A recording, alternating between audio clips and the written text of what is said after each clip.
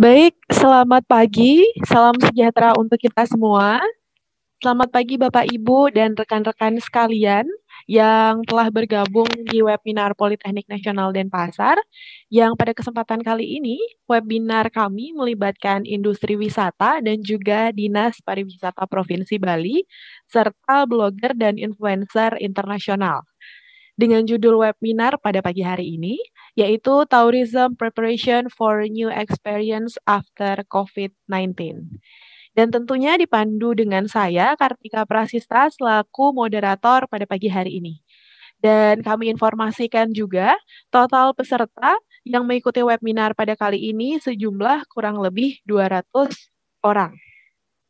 Sebelumnya juga, di webinar terakhir kami, Politeknik Nasional Denpasar juga telah berkolaborasi dengan Tokopedia, juga Dinas Perindustrian dan Perdagangan Kota Denpasar.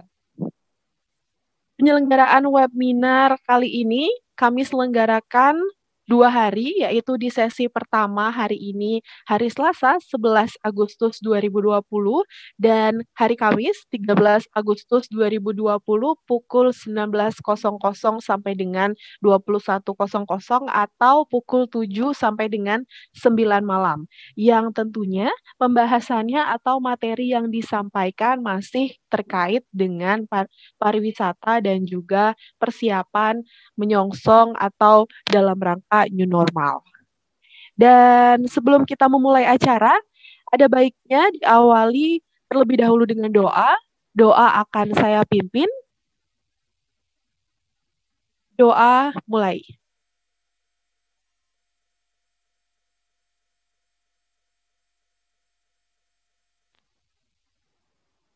Doa selesai. Selanjutnya menyanyikan lagu Indonesia Raya.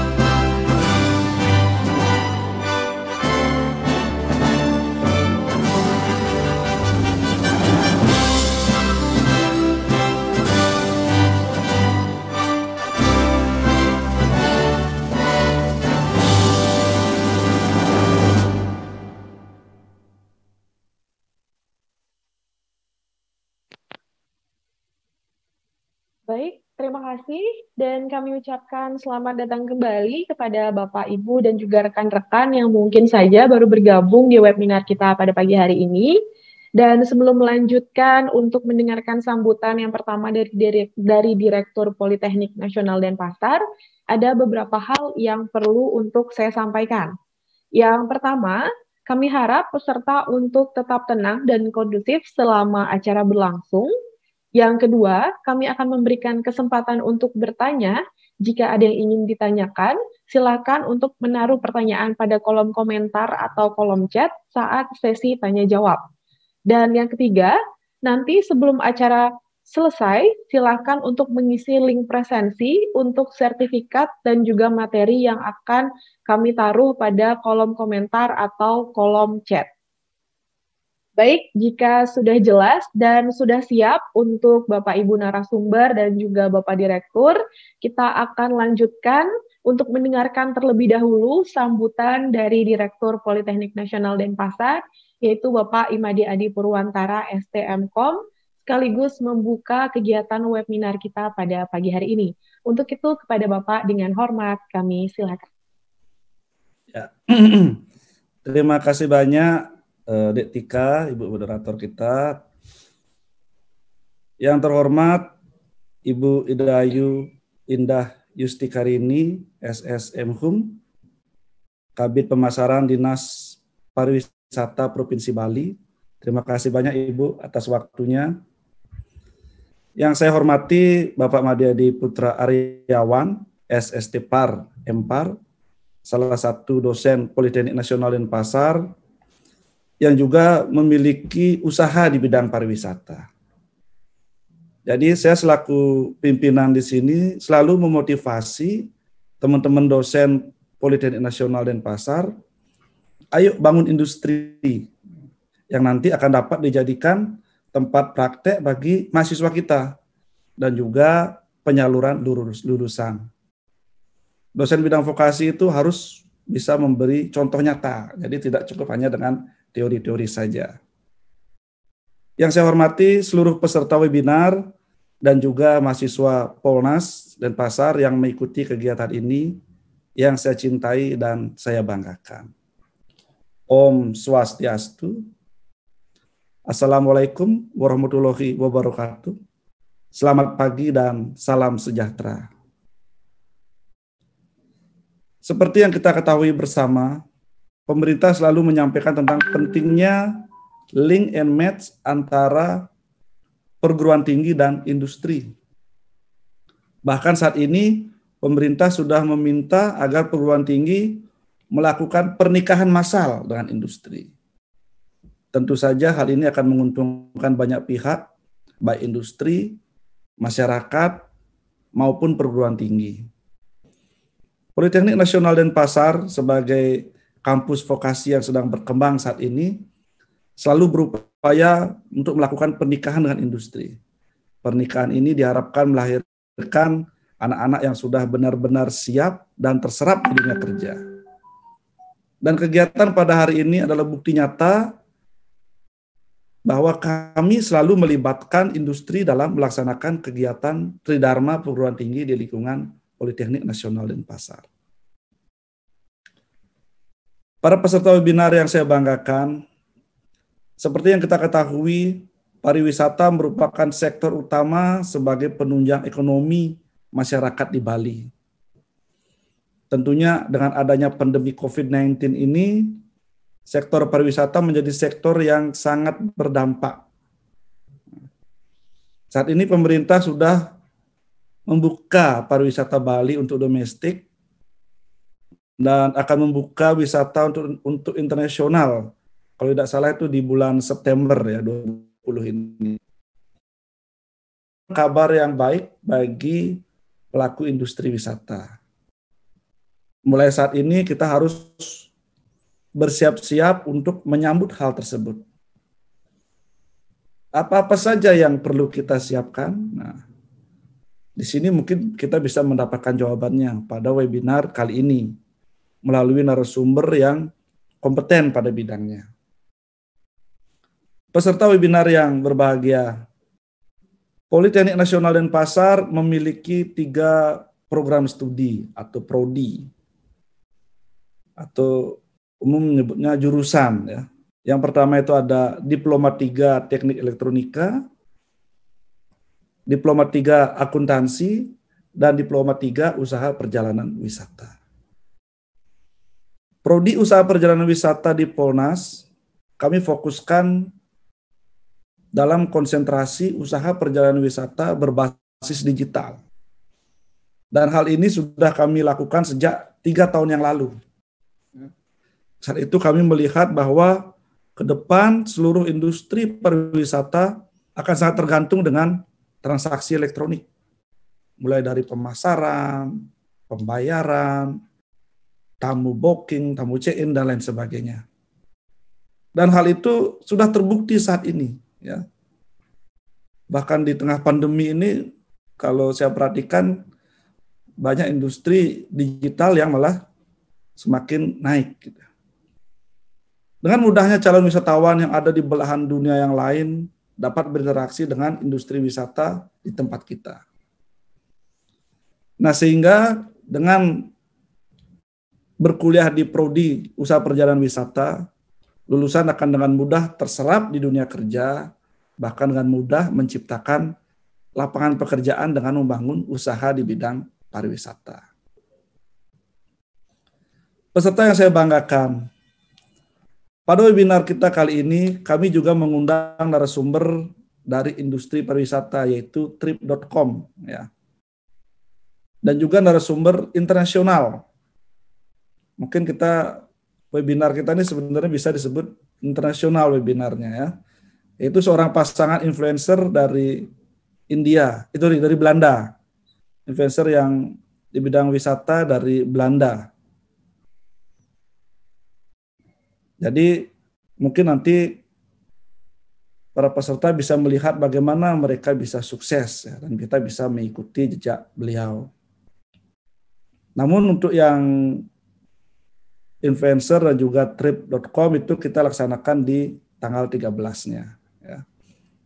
Dan kita laksanakan malam karena memang ada perbedaan waktu ya antara di Belanda dengan di Indonesia. Karena beliau saat ini sedang berada di Belanda. Kegiatan ini sangat menarik, terbukti dari total peserta yang mendaftar, ya, sekitar 200-an peserta, walaupun mungkin yang join belum mencapai 200, tapi di data terakhir yang kami terima, yang mendaftar sudah mencapai 200. Bahkan peserta umum di luar mahasiswa Polnas lebih banyak dari mahasiswa Polnas. Itu menandakan bahwa masyarakat umum melihat bahwa kegiatan webinar yang kita lakukan itu bermanfaat bagi mereka. Saya harapkan semua peserta mengikuti kegiatan ini dengan baik sampai selesai. Akhir kata, saya ucapkan selamat mengikuti kegiatan yang baik ini, dengan harapan apa yang akan disampaikan memberikan manfaat bagi kita semua. Saya juga ucapkan terima kasih kepada narasumber atas waktu dan pengetahuannya yang akan di-share pada hari ini. Kami mohon maaf yang sebesar-besarnya atas segala kesalahan dan kekurangan kami dalam melaksanakan kegiatan ini. Kepada yang terhormat, Ibu Kabid Pemasaran Dinas Pariwisata Provinsi Bali, dalam hal ini mewakili Dinas Pariwisata Provinsi Bali, dan pihak trip.com, kami juga sangat mengharapkan semoga kerjasama yang baik ini dapat terus berlanjut dengan kegiatan-kegiatan yang lainnya. Dengan mengucap Om Wegana Mastu Namo Sidem, kegiatan webinar ini saya buka secara resmi. Terima kasih, semoga segala kebaikan datang dari segala penjuru. Om Santi Santi Santi Om. Wassalamualaikum warahmatullahi wabarakatuh. Selamat pagi dan salam sejahtera.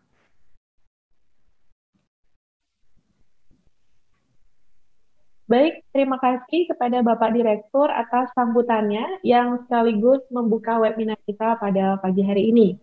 Dan kita akan masuk ke pembicara yang pertama, yang akan disampaikan langsung oleh Bapak Wayan Adiputra Aryawan, SST Par, MPAR, yang merupakan dosen Politeknik Nasional Denpasar, juga memiliki usaha di bidang pariwisata, yaitu Bali Island Holiday.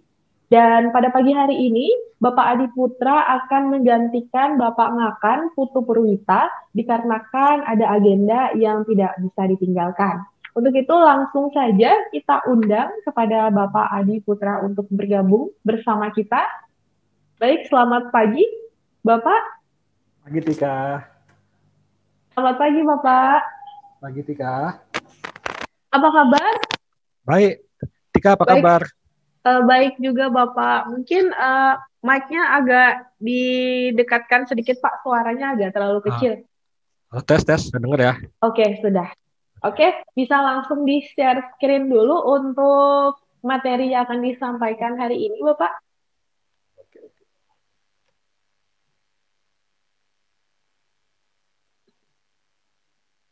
Sudah masuk, Tika? Sudah, Bapak. Sudah. Kalau sudah siap, waktu dan tempat, saya persilakan kepada Bapak Adi Putra untuk memaparkan materinya. Oke, terima kasih Tika sebagai moderator atas waktu yang sudah diberikan untuk mengawali webinar. Yang terhormat Bapak Direktur Politeknik Nasional Denpasar, Bapak Made Adi Purwantara, STMkom. Yang terhormat Ibu Kepala Bidang Pemasaran Pariwisata Provinsi Bali, yaitu Ibu Ida Ayu Indah Yustikarini, SSMHU. Dan terima kasih juga mahasiswa Politeknik Nasional Denpasar dan masyarakat yang telah meluangkan waktu untuk hadir atau join ya di webinar pada hari ini. Pada webinar hari ini, saya akan memberikan materi webinar yang berjudul tentang New Normal Industri Pariwisata dengan Wisata Pedesaan.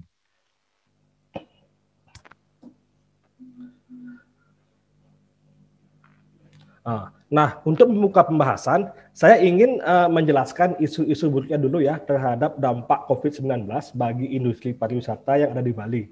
Dari data statistik ini, sumbernya itu dari Dinas Pariwisata Provinsi Bali, dapat dijelaskan tingkat kunjungan wisatawan mancanegara ke Bali periode bulan Januari-Juli tahun 2020 terjadi penurunan tingkat kunjungan wisatawan yang cukup signifikan bisa dikatakan.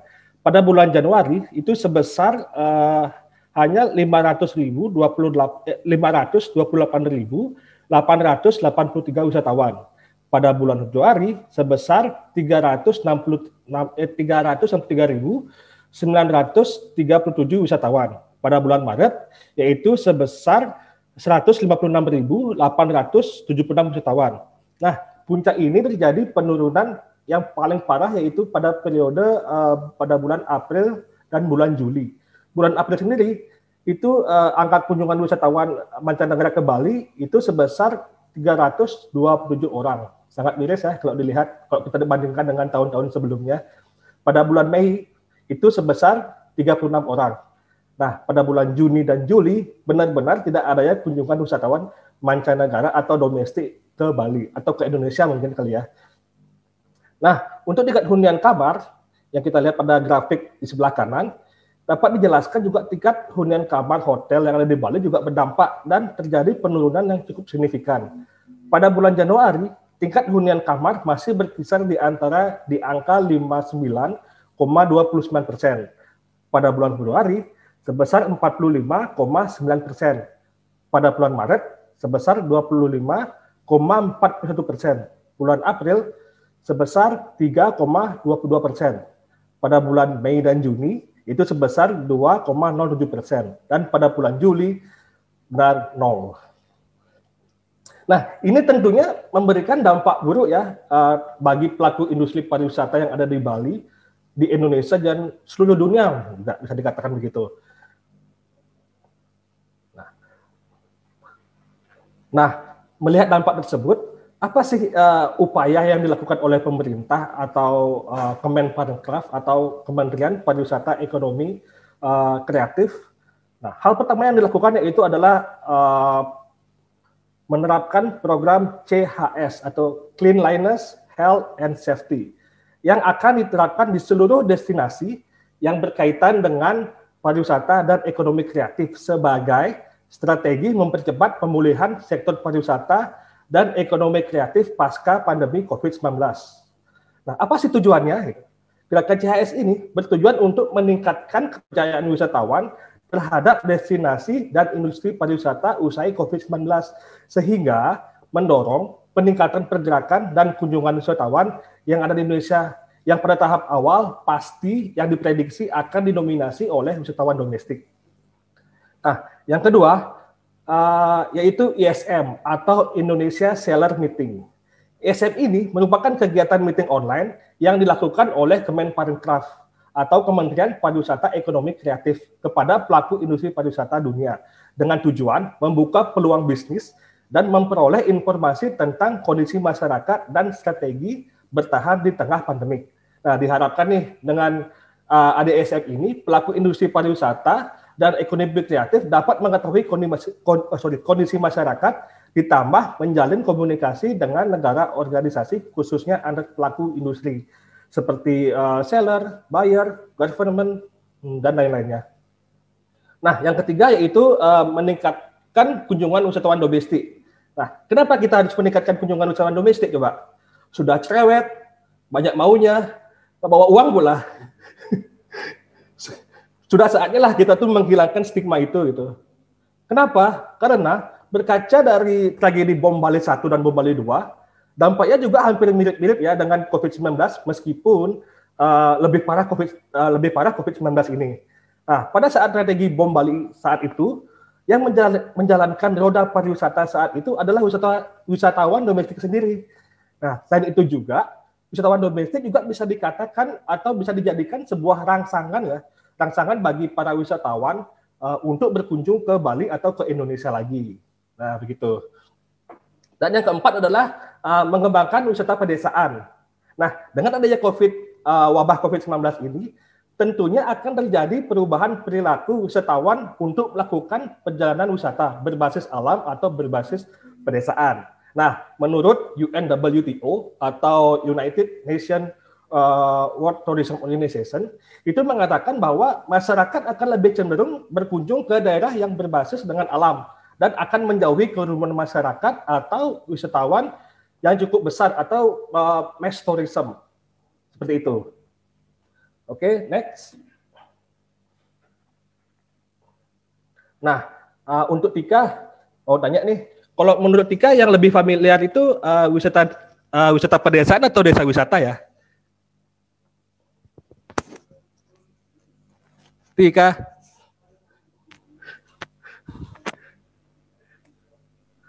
Oke, iya Bapak. Kalau Sebentar, menurut Tika, tadi mic-nya mati. Iya. Gimana Bapak? kalau menurut Tika di sini lebih familiar yang mana? Desa wisata atau wisata pedesaan? Desa wisata. Kalau saya biasanya lebih sering mendengar desa wisata begitu. Oh, begitu ya. Oke. Iya. Dari gaya baca hampir mirip-mirip ya antara desa wisata dengan wisata Iya, pedesaan. dari mungkin menurut orang juga mirip, tapi pengertiannya mungkin beda. Mungkin Ya. Bapak bisa menjelaskan? Oke dah. Oke, dari gaya baca hampir mirip-mirip ya antara desa wisata dengan wisata pedesaan. Dan juga masyarakat luar sana ada yang beranggapan bahwa wisata pedesaan itu adalah desa wisata. Padahal kedua komponen ini memiliki definisi dan komponen yang berbeda-beda. Nah, untuk mengetahuinya, kita harus tahu dulu nih apa itu perbedaan antara desa wisata dengan wisata pedesaan. Nah, wisata pedesaan itu adalah suatu kawasan pedesaan yang kebetulan, saya gas nih, kebetulan desa tersebut memiliki atraksi wisata dan dinikmati oleh para wisatawan yang berkunjung atau hanya sekedar lewat untuk foto saja. Contoh nih, jika kalian berkunjung ke suatu desa dan menikmati atraksi wisata yang ada di desa tersebut, seperti berkunjung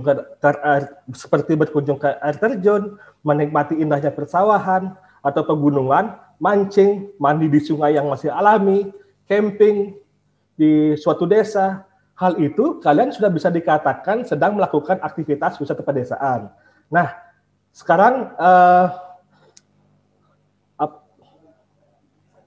contoh nih Pantai Virgin Beach. Itu merupakan salah satu wisata pedesaan yang dulunya itu belum dikenal luas oleh masyarakat ya. Jadi ya apa yang membuat wisata pedesaan itu menjadi dikenal oleh masyarakat secara luas? Itu media sosial sendiri gitu. Nah, yang kedua itulah desa wisata. Desa wisata secara umumnya adalah suatu kawasan pedesaan yang menawarkan suasana yang mencerminkan keaslian desa tersebut, baik dari adat, budaya, sejarah, keindahan alam, dan berbagai macam daya tarik wisata desa tersebut. Nah, untuk desa yang ingin menyandang predikat desa wisata tidak sangatlah mudah. Kenapa? Karena desa wisata tersebut harus memenuhi beberapa komponen pengembangan desa wisata. Yang pertama yaitu adalah atraksi wisata. Suatu desa yang ingin menyandang predikat desa wisata, desa tersebut harus memiliki atraksi wisata. Kenapa? Ya karena atraksi wisata merupakan salah satu alasan utama para wisatawan berkunjung ke desa wisata tersebut atau daya tarik wisata. Yang kedua adalah fasilitas. Nah, dengan adanya fasilitas seperti homestay, telekomunikasi, atau akses internet, para wisatawan tentunya akan mendapatkan pelayanan yang lebih saat berkunjung ke suatu desa wisata. Dan tentunya kepemilikan usaha, homestay, atau usaha lainnya seperti restoran itu harus dimiliki oleh masyarakat lokal ya. Jangan lupa libatkan masyarakat lokal. Yang ketiga adalah aksesibilitas. Aksesibilitas atau akses ini merupakan salah satu komponen yang tidak kalah penting. Kenapa? Karena dengan adanya aksesibilitas yang baik dan jelas, desa wisata tersebut akan sangat mudah diakses atau dikunjungi oleh para wisatawan. Yang keempat adalah kelembagaan atau dukungan masyarakat. Meskipun desa tersebut sudah memenuhi 3 komponen yang sudah saya jelaskan tadi sebelumnya, seperti atraksi wisata, fasilitas, dan aksesibilitas, desa tersebut masih belum bisa dikatakan sebagai desa wisata tanpa adanya kelembagaan atau dukungan masyarakat. Kenapa? Ya karena masyarakat lokal merupakan salah satu utama terhadap keberadaan desa wisata tersebut. Selain itu juga, dengan adanya dukungan masyarakat, para wisatawan akan merasa aman setiap ingin menikmati keindahan alam yang dimiliki oleh desa wisata tersebut. Nah, jangan sampai nih para wisatawan saat menikmati keindahan alam atau keindahan atraksi wisata yang ada di desa wisata tersebut, para wisatawan dipalak oleh preman kampung dan tentunya akan merusak citra desa wisata itu sendiri dan membuat calon wisatawan yang memiliki rencana untuk berkunjung ke depannya jadi malas dan takut untuk berkunjung. Nah, ini Bali Island Holiday ya. Ya ini merupakan usaha milik saya sendiri. Maksudnya ini saya menampilkan usaha saya sendiri ini bukan bertujuan untuk promosi ya. Di sini saya mengambil contoh wisata pedesaan yang katanya digadang-gadangkan akan menjadi suatu tren wisata di masa depan. Nah, Bali Island Holiday itu bukan suatu produk wisata, bukan suatu produk wisata adventure, bukan segala jenis paket wisata buatan lainnya. Produk wisata ini sedikit mirip dengan homestay, tetapi kita kombinasikan dengan cara memperkenalkan kepada para wisatawan, ini loh salah satu desa yang ada di Bali, ini loh kehidupan masyarakat Bali yang ada di desa pada umumnya. Nah, awal mula usaha ini saya terinspirasi dengan salah satu perusahaan booking engine yang bernama Airbnb. Nah, di benua Eropa saat itu Airbnb itu suatu booking engine yang memberikan kesempatan kepada masyarakat lokal yang ingin menyewakan kamar di rumahnya dengan sistem sharing gitu. Nah, saat itu saya kepikiran, kenapa saya nggak bikin di Bali aja ya, tapi tinggal di pedesaan. Nah, saat itu saya pilihlah desa kampung saya sendiri, yaitu Desa Gadungan yang ada di Kabupaten Tabanan, dan kampung istri saya yang ada di Desa Muntigunung, Kabupaten Karangasem. Nah, kenapa pedesaan? Saya juga terinspirasi dengan desa penglipuran gitu. Boleh aja mau ke desa sana. Masa ke desa yang masih alami, kenapa enggak? Oke, next. Nah, bagaimana paket wisata ini berjalan? Nah, sampai dengan Airbnb, di sini saya menjadikan diri saya itu dan keluarga saya itu sebagai tuan rumah atau host family. Di sini kita coba menganggap para wisatawan itu bukan seperti para wisatawan pada umumnya, yang hanya sekedar tidur, kita siapkan makanan, breakfast, dinner, dan mereka check out atau pergi. Nah, kita di sini menganggap para wisatawan itu adalah keluarga kita sendiri, gitu, yang telah lama hilang sejak bayi dan saat besar dipertemukan kembali, gitu, dengan beda budaya, beda adat dan bahasa. Gitu. Nah, saat mau menginap, kita hanya memberikan masakan apa adanya yang kita punya. Jika kita punya tempe tahu, ya udah kita berikan tempe tahu aja, kita isikan sambal tomat gitu. Jika kita punya pelecing kangkung atau jukut gondo, ya udah kita kasih jukut gondo atau pelecing kangkung aja. Pokoknya kita ini tidak pernah memberikan suatu bentuk kegiatan yang spesial bagi mereka, tetapi kita mencoba untuk memberikan pengalaman yang spesial bagi mereka. Sorry. Nah, selain host family, kita juga memperkenalkan masyarakat lokal yang ada di desa kita. Jika ada kegiatan adat di desa kita, kita libatkan para wisatawan dan kita perkenalkan kepada wisatawan, ini loh adat budaya Bali, ini loh kegiatan adat agama Hindu di Pura. Nah, Astungkara sih selama paket wisata ini berjalan di desa saya, Astungkara masyarakat lokal setempat itu mendukung dan menjadikan suatu kesempatan bagi mereka untuk belajar bahasa Inggris. Ya lumayan lah, boleh masuk kampung. Nah, dari keuntungan paket wisata yang terjual, kita alokasikan sebesar 15% kepada desa atau banjar agar dapat digunakan untuk kepentingan lingkungan seperti penyediaan bak tempat sampah, kegiatan gotong royong, dan dapat digunakan untuk kegiatan pertanian yang ada di desa yang kita buat.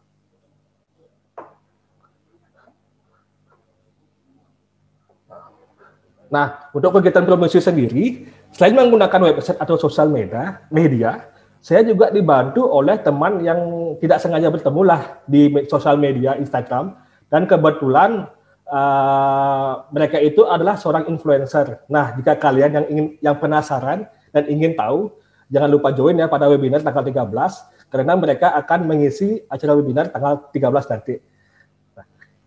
Bertemu mereka bisa dikatakan tidak sengaja, karena waktu itu saya sering tuh memfoto kegiatan aktivitas tamu saya yang ada di desa dan mengupload fotonya itu di Instagram. Dan setiap saya mengupload fotonya itu, saya selalu sertakan hashtag yang cukup familiar lah gitu, seperti tourism in Bali gitu, atau tourism in Bali atau dan lain-lainnya.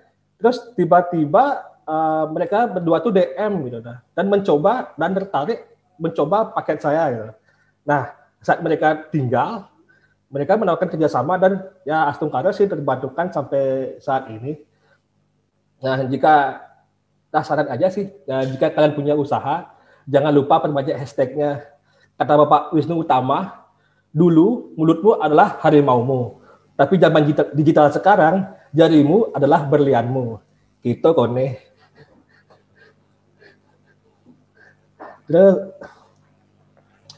Nah, ini merupakan salah satu aktivitas atau kegiatan wisata pedesaan yang ada di Desa Gadungan. Pokoknya di desa paket wisata kita ini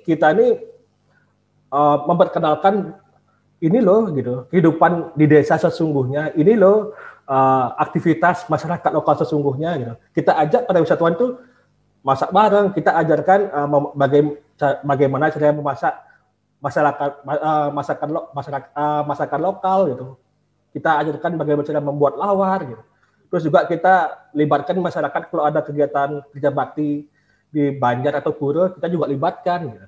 Nah, di sini juga ada foto yang bagian sebelah kiri bawah ini kedua tamu ini merasa excited gitu loh, baru waktu menginjak lumpur gitu. Dia bilang kepada saya, "Oh, Adi, this is the first time I playing with mud." Gitu. Saking excitednya gitu, saya sampai, maksudnya apa gitu?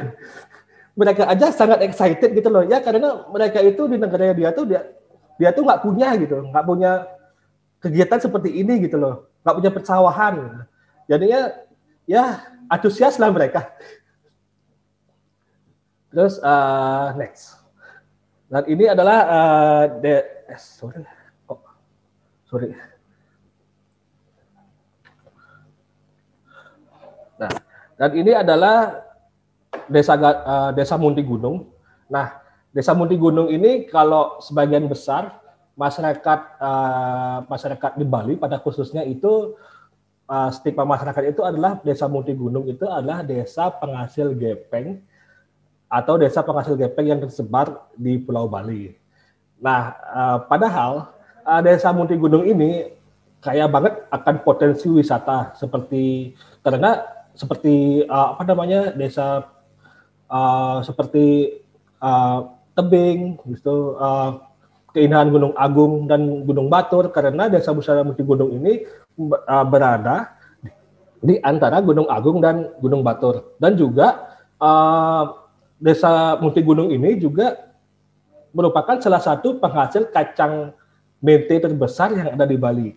Nah, melihat dari stigma itu, saya dan istri saya itu terinspirasi gitu untuk membantu perekonomian yang ada di Desa Muntigunung. Jadinya kita tuh juga ikutlah kembangkan Desa Muntigunung, membantu dan memperkenalkan kehidupan masyarakat Muntigunung bagi masyarakat, bagi wisatawan mancanegara atau wisatawan domestik.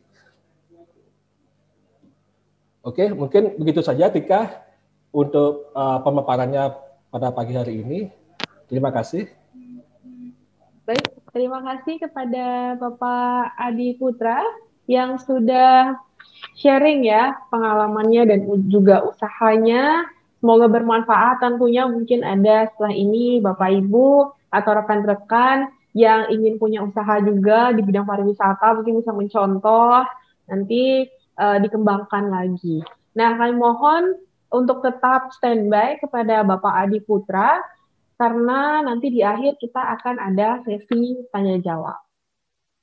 Baik, selanjutnya kita akan langsung masuk ke pembicara kita yang kedua, yaitu yang akan disampaikan oleh Ibu Ida Ayu Indah Yustikarini, SSM Hum, selaku Kepala Bidang Pemasaran Dinas Pariwisata Provinsi Bali.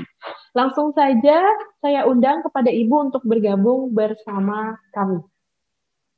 Om Swastiastu Ibu, selamat pagi. Om Swastiastu, selamat pagi Mbak Kartika. Selamat pagi Ibu, bagaimana saya kabarnya hari ini? Saya bisa langsung mulai ya? Oh bisa langsung Ibu. Baik. Sebentar, saya share screen-nya dulu untuk materinya. Oke.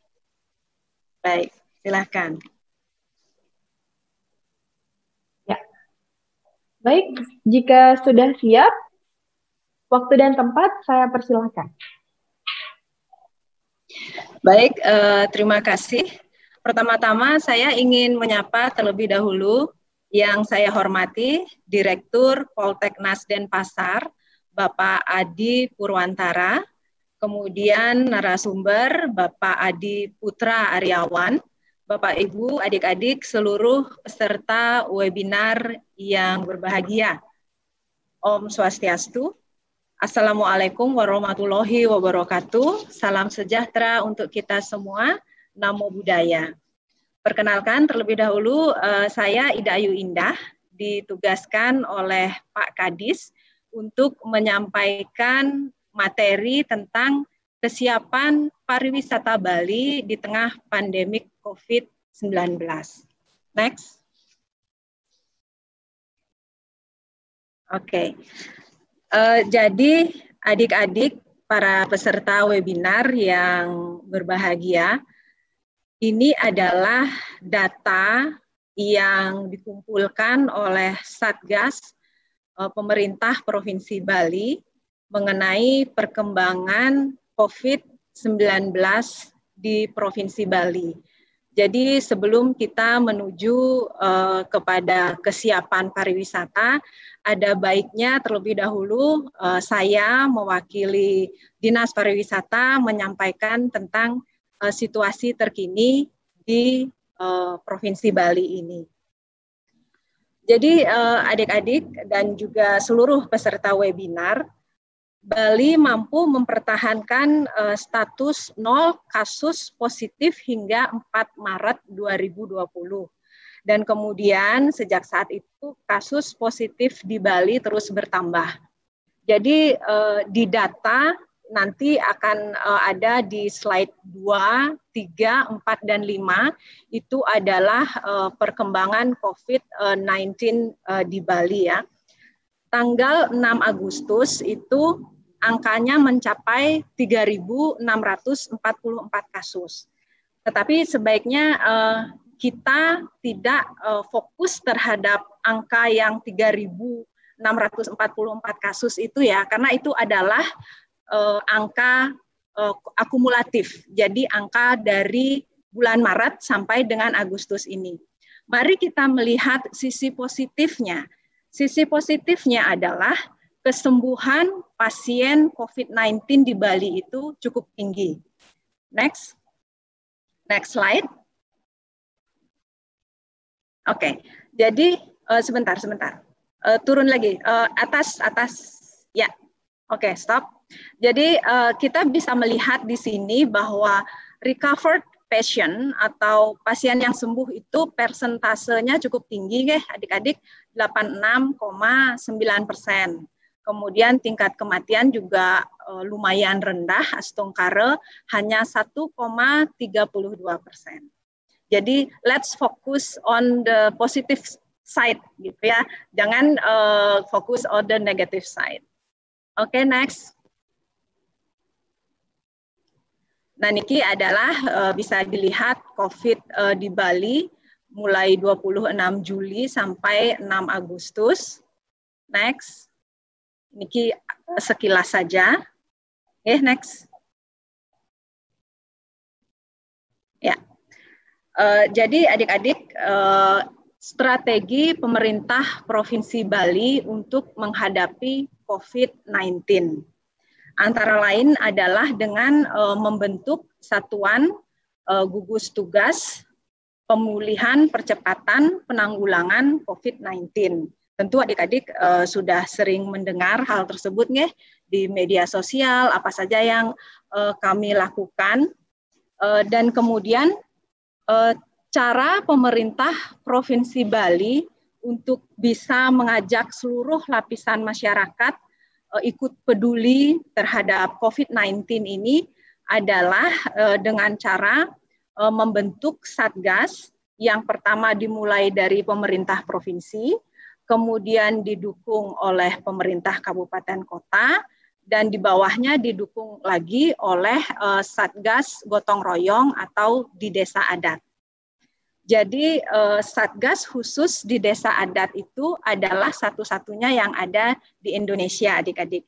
Jadi adik-adik pasti sering lihat pecalang-pecalang mengingatkan masyarakat sekitarnya untuk memakai masker, kemudian mengingatkan untuk memakai hand sanitizer atau rajin-rajin cuci tangan, dan juga melakukan physical distancing. Oke, next. Nah, niki diagram segitiga ini seperti yang Bu Dayu jelaskan tadi, yang paling atas adalah pemerintah Provinsi Bali, didukung oleh kabupaten kota, kemudian didukung lagi oleh customary village atau satgas gotong royong tadi. Oke, next. Nah, niki adalah 11 indikator syarat-syarat yang dicanangkan oleh gugus tugas nasional apabila suatu provinsi Indonesia ingin membuka kembali aktivitas ekonominya. Jadi ada 11 indikator, nanti adik-adik boleh download presentasinya Bu Dayu ini dalam bentuk PDF. Jadi Bu Dayu tidak akan membahas 11 indikator ini satu persatu, tetapi yang paling penting itu adalah salah satu indikatornya jumlah kasus positif harus berkurang minimal 50% selama 14 hari sejak titik puncak terakhir. Jadi kalau di Bali itu Astungkare sudah bisa kita lewati ya, terbukti dengan dibukanya kembali wisatawan domestik pada tanggal 31 Juli 2020 tersebut. Oke, next. Next saja. Next. Nah, ini yang paling penting, yang tes PCR itu, yang ada gambar pesawatnya, jangan dulu. Ke atas lagi. Nah, Tenten, yang gambar pesawat. Oke, yang tes PCR bagi seluruh penumpang pesawat. Jadi begini maksudnya Bu Dayu, walaupun kita sudah membuka pasar wisatawan domestik, tetapi pemerintah Provinsi Bali tetap melakukan screening yang ketat di seluruh pintu masuk Pulau Bali. Untuk penumpang pesawat, itu bisa dengan rapid test, bisa juga dengan PCR. Sedangkan apabila lewat darat, bisa dengan rapid test. Tetapi untuk wisatawan mancanegara, nanti tanggal 11 September itu diharuskan tes PCR atau tes swab. Sedangkan untuk wisatawan domestik masih boleh rapid test. Seperti itu, ya adik-adik. Itu adalah cara supaya wisatawan yang masuk ke Bali juga merasa aman. Jadi dia sudah pasti dirinya sehat, seperti itu. Karena kalau misalnya hasil rapid test-nya itu reaktif, tentu tidak dibolehkan masuk ke Bali. Jadi ada dua sisi yang kami lakukan di sini, kita lakukan di sini. Wisatawan yang datang atau orang yang datang ke Bali merasa aman, dan kita juga masyarakat Bali juga merasa aman. Seperti itu. Oke, next. Yang ada health alert card, ya. Bagi penumpang pesawat, mereka harus mengisi health alert card. Jadi di sana ada keterangan bahwa mereka hasilnya itu memang negatif COVID-19. Seperti itu adik-adik.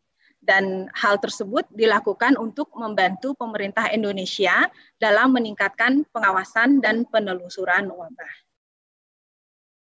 Dan di dalam health alert card ini juga ada informasi bagi para penumpang apabila terjadi sesuatu dan hal-hal yang tidak diinginkan, di sana akan ada kontak darurat yang bisa dihubungi, karena itu akan menjadi hal yang sangat penting.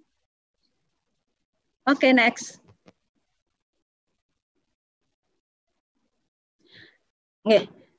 Nah, ini yang paling penting juga adik-adik dan seluruh peserta webinar, kami informasikan fasilitas kesehatan di Provinsi Bali untuk menghadapi COVID-19 ini. Pulau Bali sudah memiliki 18 rumah sakit rujukan yang mampu merawat pasien COVID-19. Kemudian ada lagi laboratorium laboratorium untuk tes PCR. Next. Jadi laboratorium untuk tes PCR-nya itu ada 7 laboratorium dilengkapi dengan 12 alat tes PCR yang mampu menguji hingga 2070 sampel spesimen per hari. Jadi cepat ya, orang tidak perlu menunggu lagi hasilnya itu selama berhari-hari. Seperti itu. Oke, next. Nah, niki pecalang. Jadi seperti yang Bu Dayu sampaikan tadi, di Satgas Gotong Royong, pada posisi yang paling bawah, lembaga yang menolong masyarakat Bali dalam menanggulangi COVID-19 itu adalah Desa Adat.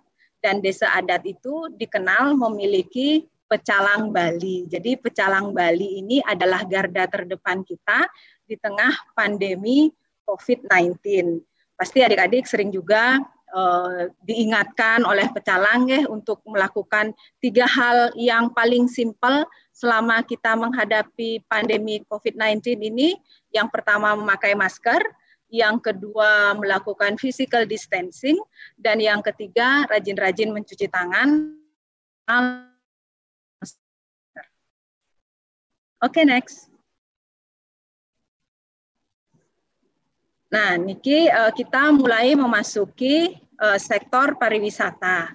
Tadi seperti yang dijelaskan oleh Pak Adi Putro tadi, wisatawan di Bali itu yang Bu Dayu tampilkan di sini adalah dari tahun 2015 sampai 2020. Jadi terus meningkat tiap tahunnya sebelum wabah muncul. Oke, next.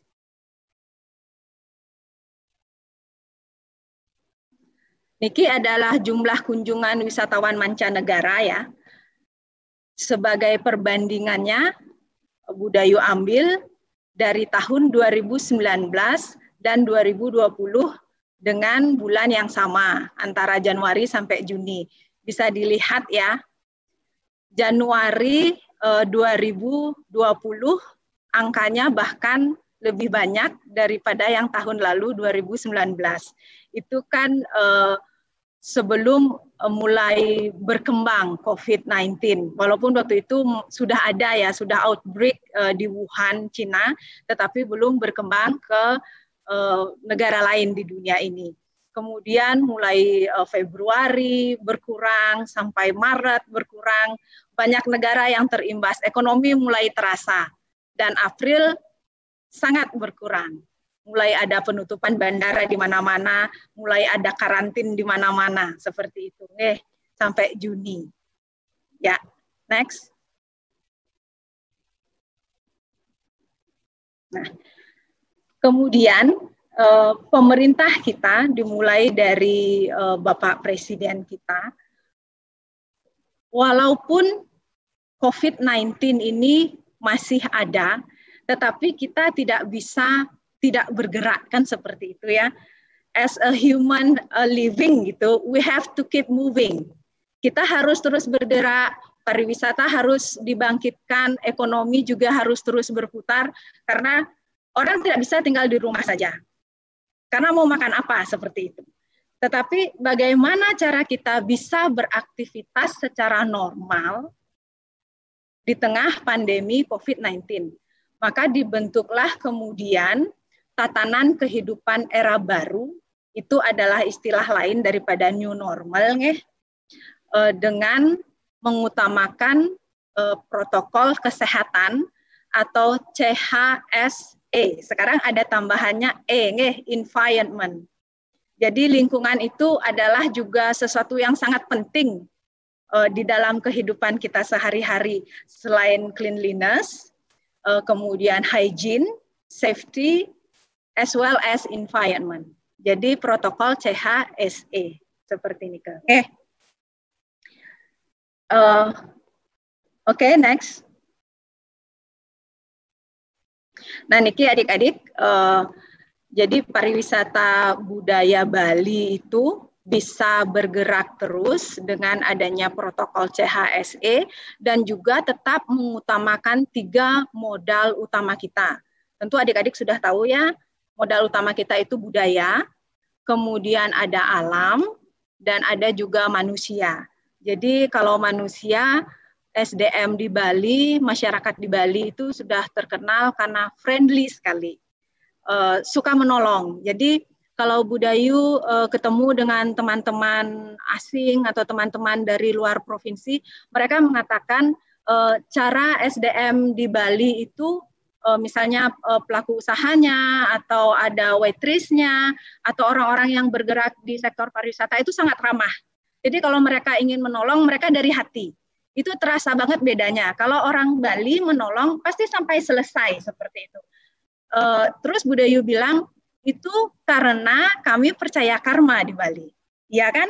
Karena orang Bali itu pasti gini, when we do good, we get good. Jadi itulah bedanya orang-orang Bali gitu, karena kita percaya karma seperti itu. Sedangkan kalau budaya pasti sudah tidak asing lagi ya, kita itu melakukan budaya kita tanpa sengaja. Setiap hari kita juga melakukan budaya, mulai dari meninggal orang Bali itu mulai dari lahir sampai meninggal mereka sudah melakukan kegiatan budaya, dan itu menjadi daya tarik tersendiri bagi wisatawan, terutama wisatawan mancanegara. Sedangkan kalau alam, wah kita sangat kaya sekali ya. Mau melihat gunung, wisatawan ada, danau ada, laut ada, sungai ada. Jadi ya itu adalah karunia Ida Sang Hyang Widiwasa deh untuk Pulau Bali ini. Next. Nah niki adik-adik, di dalam penerapan protokol CHSE tadi, ini ada alur penerbitan sertifikat.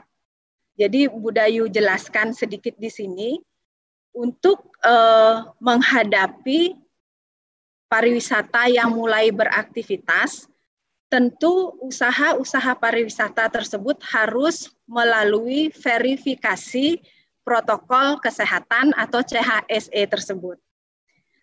Sebagai bukti nanti bahwa mereka sudah layak dan sudah pantas untuk beraktivitas sesuai dengan tatanan kehidupan Bali era baru atau new normal, mereka akan melakukan sertifikat verifikasi. Itu dilakukan oleh tim verifikator gabungan dari Dinas Pariwisata dan juga gabungan Industri Pariwisata Indonesia. Seperti itu. Jadi alur penerbitannya sertifikat itu bisa dilihat di sini melalui self-assessment, karena usaha pariwisata itu kan ada ribuan dan kami sangat terbatas SDM-nya.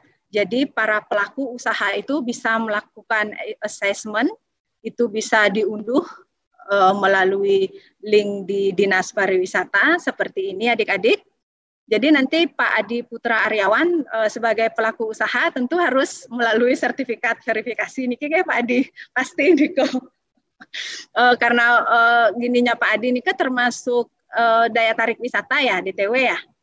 Itu biasanya Dinas Pariwisata di kabupatennya yang melakukan.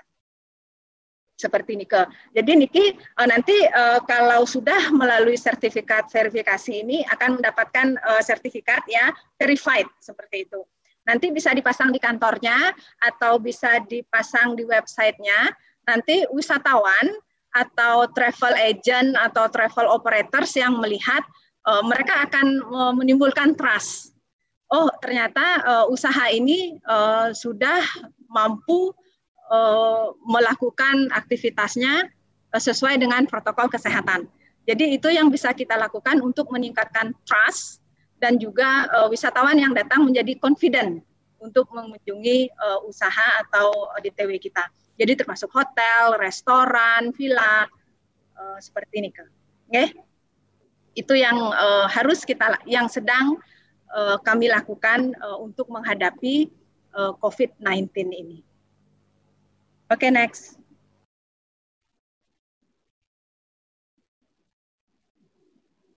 Next mantan. Next saja. Oke, Niki, karena sekarang itu adalah ya, Niki ya yang tadi itu Bu Dayu ceritakan saja sedikit. Jadi kami juga setelah berdiskusi dengan industri pariwisata, kami juga ingin mempromosikan bahwa orang bisa datang ke Bali tidak hanya saja untuk liburan, tetapi juga bisa sambil bekerja. Jadi istilahnya itu work from Bali. Zaman sekarang kan pekerjaan-pekerjaan banyak yang bisa kita lakukan lewat laptop, lewat gadget, seperti itu ya. Jadi orang bule atau orang dari luar provinsi bisa datang ke Bali, menyewa villa atau hotel, atau tinggal di homestay di desa wisata, dan mereka bisa bekerja dari Bali seperti itu. Itu yang adalah salah satu strategi untuk membangkitkan pariwisata Bali kembali. Dan ini adik-adik tentu ini sudah viral ya, jadi Asia's Top 25 Popular Destination tahun 2020, walaupun masih ada COVID, di tengah gempuran COVID, tetapi terbukti Bali masih nomor 1, seperti itu. Jadi kita memang tidak bisa melawan COVID, mari kita berdamai dengan COVID. Jadi kita hidup berdampingan dengan COVID. Seperti ini, Kang. Next, saya pikir sekarang sudah kesimpulannya. Next. Oke. Nah, ini sudah kesimpulan adik-adik, jadi nanti kita lebih banyak sharing saja. Apakah Bali siap menyambut wisatawan? Jawabannya siap. Kita harus melakukan bersama-sama. Salah satu caranya tentu seperti yang sudah Bu Dayu katakan tadi, melakukan sertifikasi verifikasi pada usaha pariwisata. Jadi ada hotel, kemudian restoran, kemudian termasuk DTW, daya tarik wisata, kemudian para travel agent juga harus melakukan verifikasi sesuai protokol CHSE. Itu akan bisa meningkatkan trust dan confident wisatawan untuk datang ke Bali. Kemudian kita juga menyediakan fasilitas kesehatan, Bu Dayu sudah ceritakan tadi, ada 18 rumah sakit dan kemudian laboratorium PCR based test. Jadi kalau ada apa-apa, wisatawan dia akan merasa percaya, oh di Bali sudah ada 18 rumah sakit yang bisa menangani pasien COVID-19 dan laboratorium PCR testnya juga cukup banyak di sana. Jadi hasilnya bisa cepat. Dan karena sekarang kecenderungan wisatawan itu di tengah pandemi COVID-19 itu mereka suka melakukan aktivitas outdoor daripada di gedung yang tertutup dengan AC yang jalan seperti itu ya, sirkulasi udara tidak bagus. Jadi mereka memilih aktivitas outdoor dan kita sudah banyak punya, ada gunung, danau, laut atau pantai, dan salah satunya juga kecenderungan wisatawan itu mereka ingin tinggal atau menghabiskan liburannya itu di daerah urban, yaitu di daerah yang jauh lah dari keramaian, seperti misalnya menikmati desa wisata dan kemudian tinggal di homestay. Jadi mereka tidak lagi datang berombongan banyak, tetapi kecenderungannya sekarang paling juga berpasangan, couple, atau paling banyak family. Dan pilihannya itu bisa tinggal di homestay. Seperti itu. Next.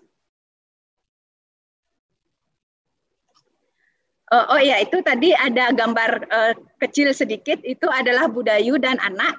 Jadi Budayu sedang ikut diving open water course ya. Jadi sebagai Budayu juga ingin mempromosikan bahwa di Bali itu kita banyak memiliki aktivitas outdoor, salah satunya itu adalah diving. Jadi kita banyak punya pantai ya. Budayu pikir kalau di laut itu tidak ada COVID. Jadi ini adalah cara Budayu untuk berpromosi bahwa kita bisa melakukan banyak aktivitas, misalnya snorkeling, berenang, atau diving. Kalau kamu adalah diver, beginner diver, kamu bisa datang ke Sanur, atau kalau sudah advanced diver, kamu bisa datang ke Nusa Penida. Seperti itu. Oke, next. Sudah selesai Budayu pikir ya, sudah ya. Jadi demikian presentasi singkat Budayu. Nanti kita diskusi sama-sama kalau ada misalnya hal-hal yang ingin ditanyakan lebih lanjut. Baik, terima kasih. Om Santi Santi Santi Om. Om Santi Santi Santi Om. Baik, terima kasih kepada Ibu atas sharing dan penyampaian materi terkait tentang kebijakan pariwisata khususnya di Bali dalam menghadapi new normal ya. Kami mohon kepada Ibu untuk tetap standby dan selanjutnya kita akan ada sesi tanya jawab. Jadi langsung saja kita undang kembali kepada Bapak Adi Putra Aryawan untuk bergabung bersama kami di sesi tanya jawab. Dan kami informasikan bagi yang ingin bertanya bisa langsung menuliskan pertanyaan pada kolom komentar dengan format nama, pertanyaan yang dituju kepada siapa, dan pertanyaannya apa. Sekali lagi, dengan format nama, pertanyaan yang dituju kepada siapa, dan pertanyaannya apa. Langsung saja di-share pada kolom komentar atau kolom chat dengan mengirimkan pertanyaan ke publik. Di sini sudah ada beberapa pertanyaan yang masuk. Mungkin Bapak Ibu bisa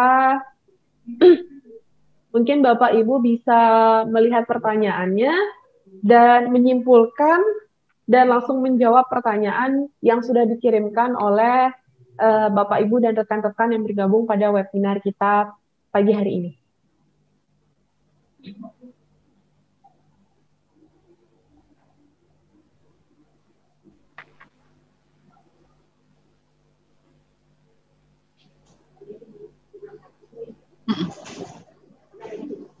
Mungkin dari Bapak Adi Putra atau Ibu Dayu sudah siap untuk menjawab pertanyaannya atau mau mempersiapkan dulu? Silahkan.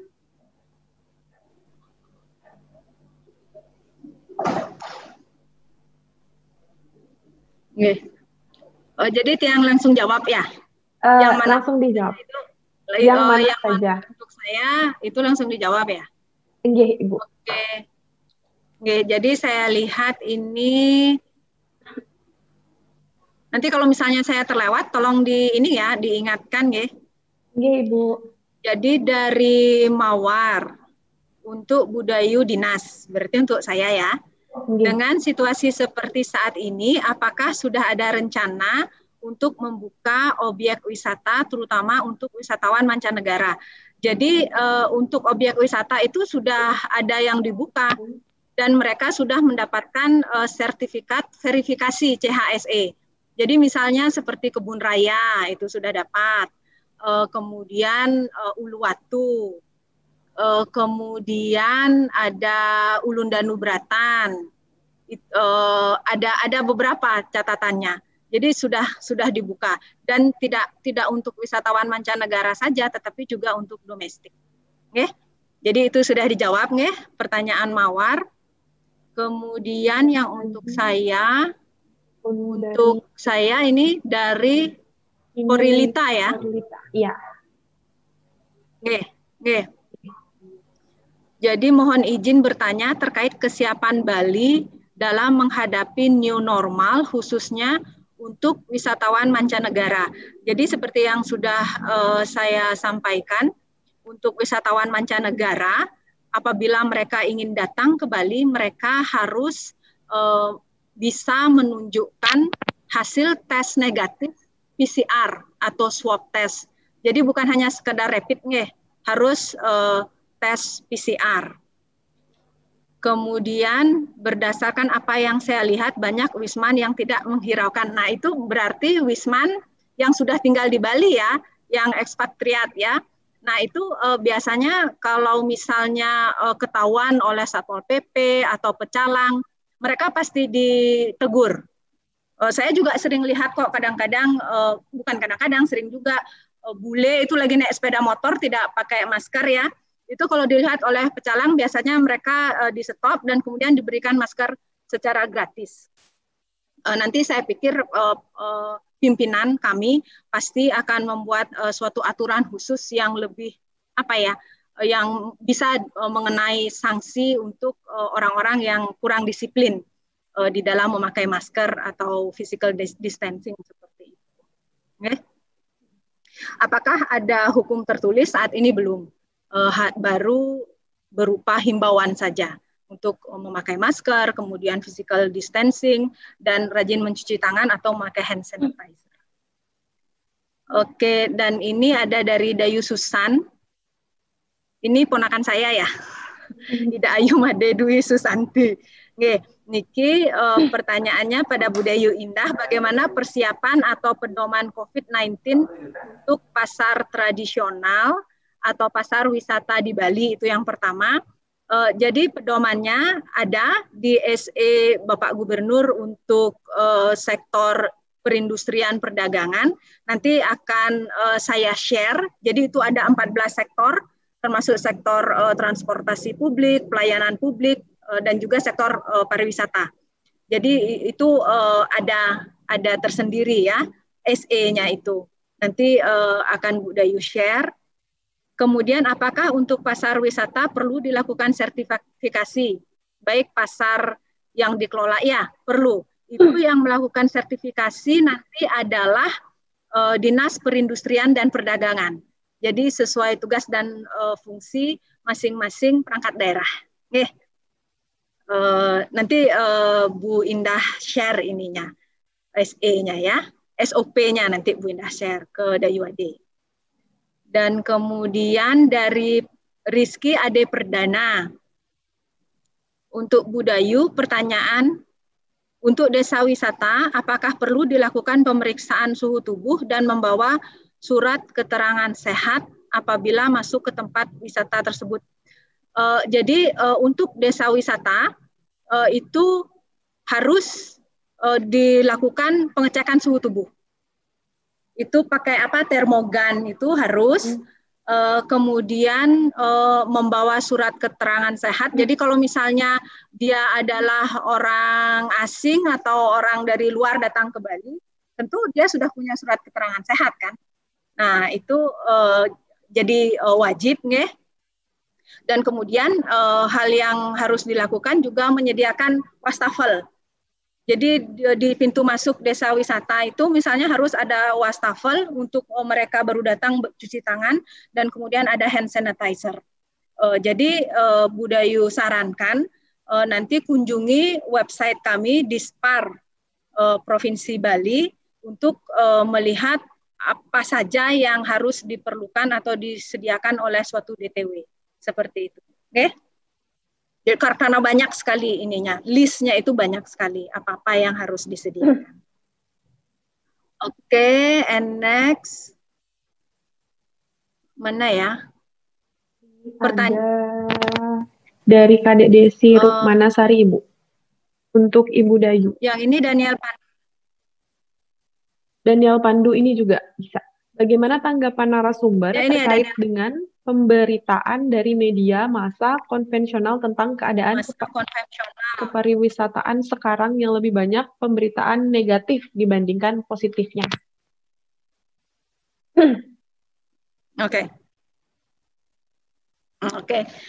Jadi sebenarnya kalau dari media massa itu ya seharusnya pada keadaan seperti ini kita harus saling membantu gitu. Karena kalau menyebarkan berita negatif itu sebenarnya kan itu untuk keuntungannya siapa sih gitu. Kita kan pariwisata di Bali itu menyumbang 75% untuk penghasilan ekonomi di Bali. Jadi marilah kita saling membantu ya. 5 sektor itu mulai dari pemerintahan, akademisi, media, kemudian industri, dan juga masyarakat. Kita harus saling membantu supaya kita bisa sama-sama bangkit kembali, aktivitas di Bali bangkit kembali, pariwisata di Bali bisa membantu memutar roda perekonomian. Karena kan pertanian kita juga mendukung pariwisata, ya. Seperti itu. Dan Budayu pikir ini adik-adik sebagai generasi milenial harus membantu membuat berita positif tentang pariwisata di Bali. Caranya pasti punya Instagram kan? Pasti punya Facebook kan? Kalau misalnya Sabtu, Minggu tidak ada kuliah, jalan-jalan saja. Masa orang datang jauh-jauh dari misalnya dari Jakarta, dari Palembang, dari mana datang ke Bali? Kita yang sudah tinggal di Bali jalan-jalan gitu loh. Sekarang kan lagi ngetren staycation. Staycation itu maksudnya tinggal di villa atau di hotel minimal 3 hari 2 malam. Adik-adik bisa tinggal di sana rame-rame sama keluarga atau teman-teman, kemudian upload di media sosial. Budayu itu yang Budayu lakukan, upload, buat berita positif, seperti itu. Misalnya berenang di pantai, upload. Jadi kita berita jelek, kita kubur dengan berita yang bagus. Seperti ini, Kang Daniel. Jadi Budayu minta juga pada Daniel Pandu mau buat postingan. Jangan hanya sekedar eksis, buat postingan yang bagus di media sosialnya, ya, yang bisa mengubur berita-berita negatif tentang pariwisata Bali. Oke, and then dari Kadek Desi Rukmana ya. Iya. Bagaimana solusi menghadapi rapid test yang mahal yang harus diterapkan dalam menjalankan kegiatan di bidang pariwisata? Saat ini solusinya itu kita memang harus membayar sendiri rapid test 150.000 karena keuangan anggaran pemerintah Provinsi Bali juga tidak banyak dan sudah dipergunakan untuk membangun rumah sakit tersebut, untuk membangun laboratorium yang jumlahnya 5 tersebut. Jadi itu untuk sementara ini memang harus ditanggung masing-masing SDM pariwisata 150.000 rapid test nikel. Ada lagi, kalau ada yang terlewat diingatkan untuk Budayu. Jika Bali sudah siap, maka kapan Bali siap untuk menerima wisatawan mancanegara untuk berkunjung ke Bali dan Indonesia? Dan kapan Bandara Ngurah Rai dibuka untuk wisatawan? Jadi rencana Bali untuk dibuka bagi wisatawan mancanegara itu adalah 11 September. Kemudian kapan Bandara Ngurah Rai dibuka? Sebenarnya Bandara Ngurah Rai tidak pernah ditutup, tetapi flight internasional yang tidak bisa datang ke Bali karena ada aturan dari Kementerian Hukum dan Imigrasi dan juga dari negaranya mereka tidak mengizinkan warga negara untuk datang keluar atau datang ke Bali. Seperti ini, Kang. Sudah cukup jelas ya jawabannya. Jadi Bu Dayu langsung aja. Kalau ada yang kurang jelas, just ask me gitu. Tanya aja Bu Dayu. Kemudian pertanyaannya ke Ibu Kabid. Bu Kabid dari Gede Sumadi. Kami para pelaku pariwisata di Nusa Penida sudah berproses untuk mendapat sertifikasi kelayakan melalui Dinas dan BPC PHRI Klungkung. Nah, di provinsi seperti apa Bu? Biar kami lebih semangat. Oke, pada Pak Gede Sumadi nih dari Nusa Penida. Saat ini promosi yang bisa kita lakukan itu lewat online, Pak. Jadi dari Kementerian Pariwisata juga strateginya itu adalah lewat digital atau lewat online. Seperti itu. Bisa lewat Instagram, bisa lewat Facebook. Untuk sementara ini hal seperti itu yang bisa kita lakukan. Atau post saja ke YouTube, ya. Kemudian bisa melalui website. Jadi harus ada websitenya yang dilengkapi dengan foto-foto yang menarik, video dengan high resolutions. Jadi kalau misalnya orang dari seluruh negara, dari dunia manapun, di seluruh dunia bisa melihat daya tarik yang ada di Nusa Penida. Apalagi kalau foto atau videonya itu bagus, kualitasnya dengan high resolutions. Untuk sementara promosi pemasaran yang bisa kita lakukan adalah seperti itu karena ada COVID-19 jadi masih ada physical distancing. What we can do most is by online, Pak. Jadi kita maksimalkan, kita manfaatkan dengan baik digital dan online teknologi. From Anggi to everyone. Sekarang masih kurang informasi tentang visa untuk wisatawan mancanegara. Bu Dayu bisa tolong diupdate. Sebenarnya visa adalah wewenang dari Kementerian Hukum dan HAM. Di sini adalah Direktorat Imigrasi. Tetapi bisa Bu Dayu berikan sedikit info karena kebetulan minggu lalu sempat rapat dengan Kementerian Maritim Investasi, kemudian Kementerian Parekraf, dan di sana juga ada Kementerian Hukum dan HAM, Imigrasi, Direktorat Imigrasi. Jadi VOA, Visa on Arrival itu nanti dilakukan secara online dulu, kemudian harus ada penjamin. Jadi penjaminnya ini adalah apabila terjadi sesuatu, penjamin itulah yang nanti bisa dihubungi atau yang bertanggung jawab. Jadi untuk visa, itu saja yang bisa Bu Dayu update karena belum ada aturan terbaru tentang visa dari Direktorat Imigrasi. Untuk Anggi seperti itu jawabannya.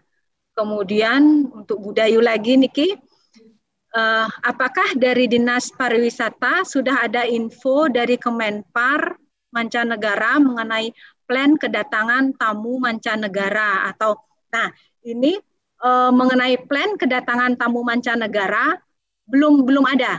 Jadi belum pasti kita akan menerima tamu dari Cina, Australia, Belanda, belum ada. Karena itu tergantung dari border mana dulu ya nanti yang akan dibuka oleh Kementerian Luar Negeri.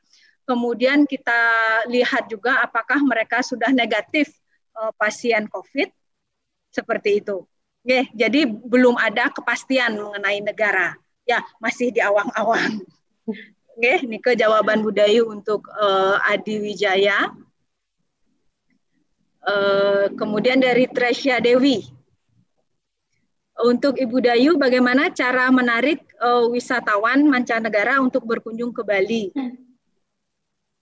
Cara menarik wisatawan itu adalah seperti yang Bu Dayu sampaikan, kita mendapatkan trust-nya mereka bahwa dengan cara melakukan sertifikat verifikasi itu. Jadi semua usaha hotel Budayu himbau lagi hotel, restoran, daya tarik wisata, termasuk travel agent, itu harus melakukan verifikasi CHSE. Jadi kita mendapatkan trust mereka. Dan mereka menjadi confident untuk datang ke Bali. Mereka percaya, oh kalau saya datang ke Bali, usaha-usaha di sana sudah verified, sudah bisa, sudah layak untuk menghadapi COVID-19. Jadi mereka sudah berbisnis sesuai dengan tatanan kehidupan Bali baru atau sesuai dengan protokol new normal. Okay? Jadi caranya itu adalah we get their trust and confidence. Seperti Nicole. Jadi mereka pasti sangat care tentang kesehatan lagi. Bukan hanya sekedar pemandangan yang indah atau makanan yang enak, tetapi mereka sekarang harus merasa aman, harus merasa nyaman untuk datang berkunjung ke suatu destinasi karena COVID ini. Jadi tren wisatawan itu sudah beda lagi. Kesehatan menjadi nomor 1.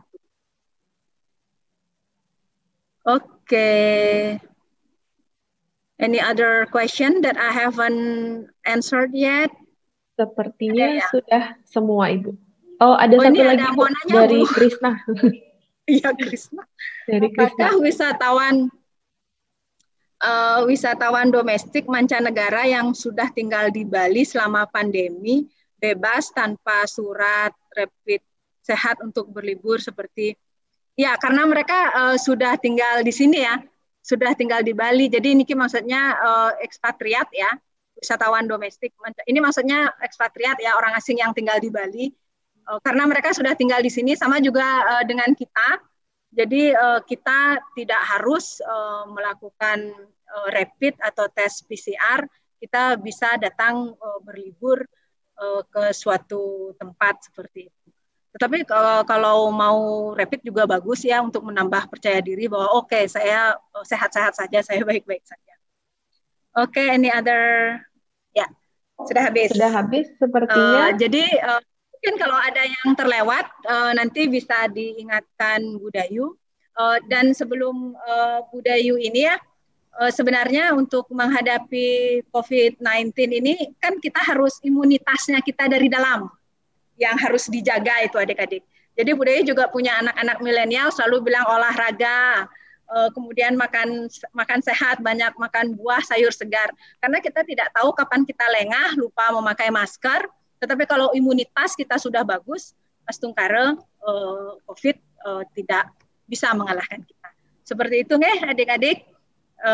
Terima kasih untuk waktunya. Mungkin silakan Pak Adi Putra yang menjawab pertanyaannya. Silakan Pak dosen. Baik Bu. Akhirnya dikasih kesempatan juga Bu. Baik, terima kasih dulu kepada Ibu Dayu sudah menjawab pertanyaan dari Bapak Ibu dan rekan-rekan. Mungkin nanti jika ada pertanyaan lagi bisa taruh langsung di kolom komentar.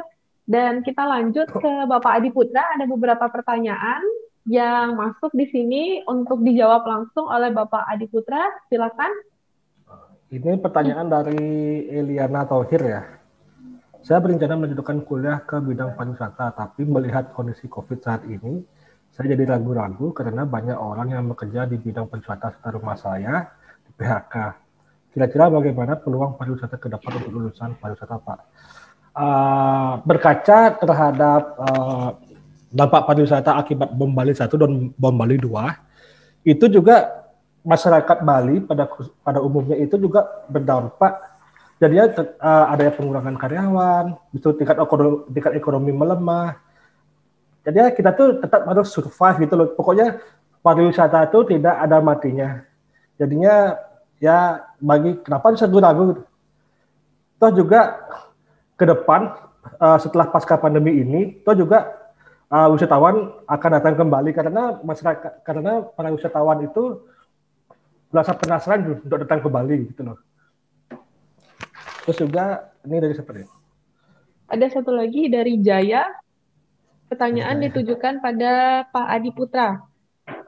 Sebagai salah satu mahasiswa di usaha perjalanan wisata, apakah ada dari tempat usaha Bapak bisa mengizinkan kita free trial untuk mengetahui bagaimana pengalaman di berlibur di usaha yang Bapak jalankan? Kalau untuk free trial, kita selalu welcome kepada mahasiswa Politeknik Nasional Denpasar, apalagi bisa dijadikan suatu contoh gitu. Jika kalian ingin mencobanya di daerah lain, kalian juga bisa gunakan contoh di desa saya. Itu juga kalau masih penasaran juga bisa lihat di YouTube. Di sana saya juga nge-post di YouTube. Bisa cek itu dengan judulnya itu Stay with Local, Salt in Our Hair. Kalian bisa lihat segala macam aktivitas usaha Bali Island Holiday sendiri. Mungkin itu aja jawaban untuk Jaya. Baik, ada lagi ya? Terima kasih kepada Bapak. Lebih banyak ke Ibu Dayu ya? Iya, lebih banyak yang mungkin belum tahu bagaimana kebijakannya dan seperti apa kebijakan dari Dinas Pariwisata sendiri. Jadi pertanyaannya ditanyakan langsung, mungkin karena ibunya sendiri ada di sini, jadi pertanyaannya langsung terjawab gitu. Ada satu lagi pertanyaan kepada Bapak Direktur Politeknik Nasional Denpasar. Mungkin kita undang kembali kepada Bapak Adi untuk bergabung. Ya, selamat siang, Tika. Selamat siang, Bapak. Ada satu pertanyaan, Bapak. Ini dari Rizky Ade Perdana. Pertanyaan ditujukan kepada Direktur Politeknik Nasional Denpasar. Bagaimana dampaknya untuk siswa atau mahasiswa dari sekolah pariwisata pasca COVID ini? Dan apakah masuk pembelajaran jarak jauh? Dan jika masih menerapkan PJJ, bagaimana jika saat siswa tersebut mengikuti kelas praktek? Karena praktek perlu alat-alat yang memadai dan bimbingan langsung dari guru ketika kelas praktek. Mungkin bisa langsung dijawab, Pak. Iya. Baik, terima kasih, Tika. Siapa tadi? Rizky ya, kalau saya dengar. Iya. Ya, saya coba jawab. Jadi terkait dengan proses perkuliahan ya, untuk apakah dilaksanakan PJJ atau bagaimana. Kami kalau di perguruan tinggi untuk kebijakan pelaksanaan perkuliahan tetap mengikuti aturan yang ada yang dikeluarkan oleh kementerian, dalam hal ini Kementerian Pendidikan dan Kebudayaan, karena di sanalah induk kami. Dan juga di wilayah Bali Nusra ini diawasi oleh LDikti wilayah 8. Jadi kami juga tidak bisa menggunakan ini sendiri, tapi kita tetap mengikuti aturan ataupun arahan yang ada dari kementerian. Nah, namun untuk menyikapi hal yang terjadi karena terkait dengan COVID, saya rasa ini dampaknya itu untuk perguruan tinggi, seluruh perguruan tinggi saya rasa mendapatkan dampak yang sama ya. Untuk pembelajaran harus dilaksanakan secara daring atau online. Dan kami dari Politeknik Nasional Denpasar sudah menyikapinya. Mungkin kalau kemarin ya sebelumnya kita laksanakan secara online, dan sekarang kita sudah kuatkan lagi infrastrukturnya. Jadi untuk adik-adik mahasiswa juga yang kebetulan hadir di hari ini, kita sudah menggunakan produk dari Microsoft Teams. Jadi nanti semua dosen dari Polnas dan juga semua mahasiswa itu akan mendapatkan account dari Microsoft. Dan untuk tetap muka kita akan menggunakan account itu. Jadi kalau kami bandingkan antara yang lainnya, itu saya rasa infrastruktur dengan menggunakan software dari Microsoft Teams ini jauh lebih membantu. Nah, sehingga proses perkuliahan bisa dilaksanakan lebih maksimal ya. Jadi tetap beberapa ini dilaksanakan secara online, dan juga untuk praktek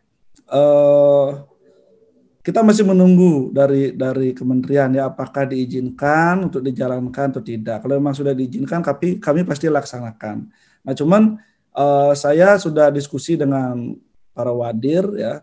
Jadi untuk mensiasati sementara kita coba agak rubah sedikit polanya gitu. Jadi di awal, karena kita kan mungkin berpikir di awal sampai akhir tahun ini mungkin COVID-nya masih belum ini ya, masih belum normal gitu ya, belum normal sekali, jadi masih new normal. Kalau seandainya belum diizinkan untuk praktek, kita coba masukkan materi-materi yang sifatnya teoritis dulu untuk di awal-awal pertemuan. Nah, sehingga harapannya nanti ketika memang benar-benar sudah normal, astungkare, nanti vaksinnya sudah ditemukan dan sudah dibuka normal, di akhir perkuliahan itu kita bisa laksanakan lebih banyak ke praktek. Jadi kita coba siasati seperti itu, ya. Jadi 2 hal yang kita lakukan. Yang pertama adalah infrastrukturnya kita kuatkan lagi sehingga proses pembelajaran daring ini kita bisa laksanakan lebih maksimal, ya. Kemudian yang kedua ya kita siasati dengan pola dari proses pembelajaran yang akan kita lakukan. Saya rasa itu mungkin Tika mudah-mudahan bisa menjawab pertanyaan dari Rizky ya. Terima kasih Rizky pertanyaannya. Baik, terima kasih kepada Bapak yang sudah menjawab pertanyaan dari Rizky tadi dan mungkin terjawab juga apa yang ditanyakan. Dan saya ingatkan kembali untuk link presensi sudah kami taruh pada kolom chat atau kolom komentar. Jadi untuk rekan-rekan atau Bapak Ibu yang telah bergabung hari ini bisa langsung mengisikan link presensi dan untuk sertifikat dan juga materi yang disampaikan oleh narasumber kita pada pagi hari ini. Nah, karena pertanyaannya sudah tidak ada atau masih ada yang ingin bertanya lagi, kami masih membuka sesi tanya jawab lagi. Untuk link presensi kami buka sampai dengan pukul 12 siang. Jadi silakan untuk mengisi sampai pukul 12 siang. Baik, jika tidak ada yang ingin ditanyakan lagi, kami tutup acara kita pada pagi hari ini. Terima kasih kepada Bapak Ibu narasumber, kepada Ibu Dayu yang sudah berkesempatan untuk Politeknik Nasional Denpasar mengisi pada pagi hari ini tentunya. Dan kepada Bapak Adi juga, Bapak Direktur dan Bapak Adi Putra Aryawan atas kesempatannya pada pagi hari ini, serta rekan-rekan Bapak Ibu yang sudah bergabung pada webinar kita kali ini. Dan saya ingatkan kembali, kita masih ada sesi kedua di hari Kamis, tanggal 13 Agustus 2020, jam 7 sampai dengan 9 malam. Itu masih sama, materi yang akan disampaikan masih terkait tentang pariwisata dan persiapan menghadapi new normal. Dan saya ingatkan juga dan infokan kembali juga bahwa kami juga bekerja sama dengan TRI, jadi kepada 100 orang pendaftar pertama akan mendapatkan kartu TRI dengan paket 8 GB, dapat diambil langsung di kampus Politeknik Nasional Denpasar, Jalan Pandu nomor 9 Tanjung Bungka pada hari ini. Dan untuk 100 orang pertama akan kami kirimkan email kembali. Jadi mohon untuk dicek email masing-masing. Dan silakan juga untuk membawa KK atau KTP atau silakan difoto untuk KK dan KTP-nya saat pengambilan kartu perdana. Baik, demikian yang dapat saya sampaikan. Sekali lagi saya ucapkan terima kasih atas partisipasi Bapak, Ibu, dan juga rekan-rekan pada pagi hari ini. Mohon maaf jika ada kekurangan juga kesalahan yang disengaja maupun yang tidak disengaja tentunya. Sekali lagi saya ucapkan terima kasih. Selamat siang Om, Santi, Santi, Santi Om. Salam sejahtera untuk kita semua.